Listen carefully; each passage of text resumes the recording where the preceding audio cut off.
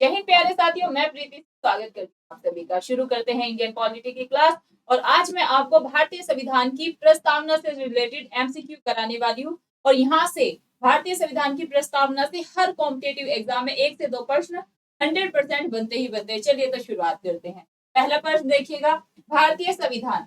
भारतीय संविधान की प्रस्तावना के अनुसार भारत एक है, संप्रभु, कम्युनिस्ट, पंथ निरपेक्ष, लोकतंत्रात्मक गणराज्य। भारत की स्वतंत्रता, संप्रभु, समाजवादी, पंथ निरपेक्ष, लोकतंत्रात्मक गणराज्य या उपयुक्त में से एक से अधिक या फिर उपयुक्त में से कोई नहीं। और इसका जो डियर फ्रेंड्स हमारा राइट आंसर होगा वो होगा संपूर्ण प्रभुत्व संपन्न समाजवादी पंथ निरपेक्ष लोकतंत्रात्मक गणराज्य। नेक्स्ट क्वेश्चन देखिएगा, भारतीय संविधान की प्रस्तावना में डैश न्याय का उल्लेख नहीं है।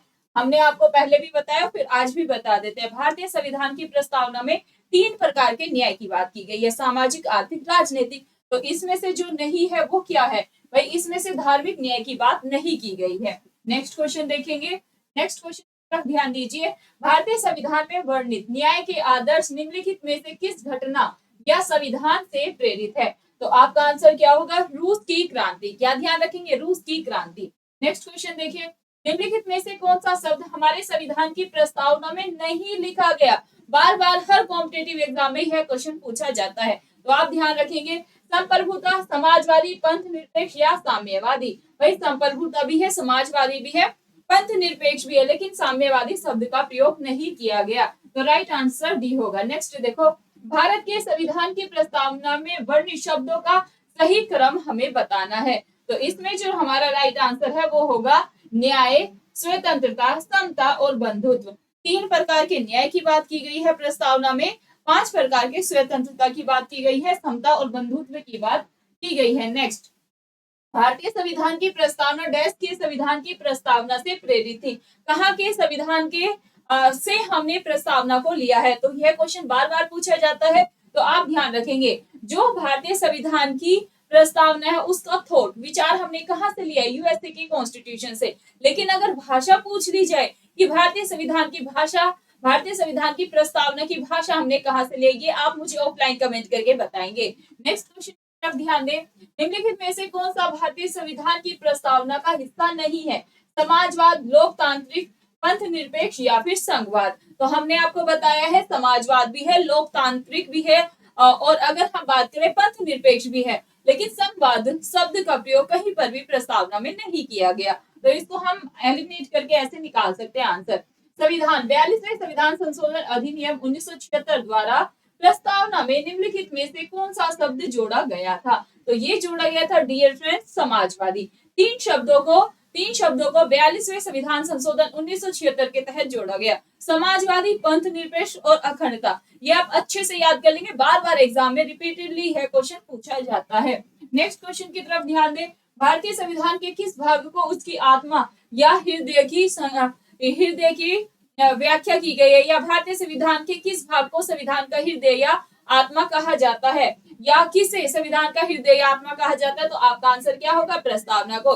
लेकिन अगर आज बाबा साहेब अम्बेडकर ने किसे संविधान की हृदय या आत्मा कहा था, तब आपका आंसर क्या होगा, संवैधानिक उपचारों का अधिकार, यानी कि आर्टिकल 32। नेक्स्ट क्वेश्चन देखिएगा, संविधान निर्माताओं ने किस पर विशेष ध्यान दिया था। प्रस्तावना पर, मूल कर्तव्यों पर, मूल अधिकारों पर या फिर नीति निर्देशक तत्वों पर। तो सबसे ज्यादा फोकस इंडियन कॉन्स्टिट्यूशन के प्रेम्बल पर दिया गया। नेक्स्ट क्वेश्चन, भारत में जनप्रिय संप्रभुता है, क्योंकि भारत के संविधान की प्रस्तावना शुरू होती है इन शब्दों से।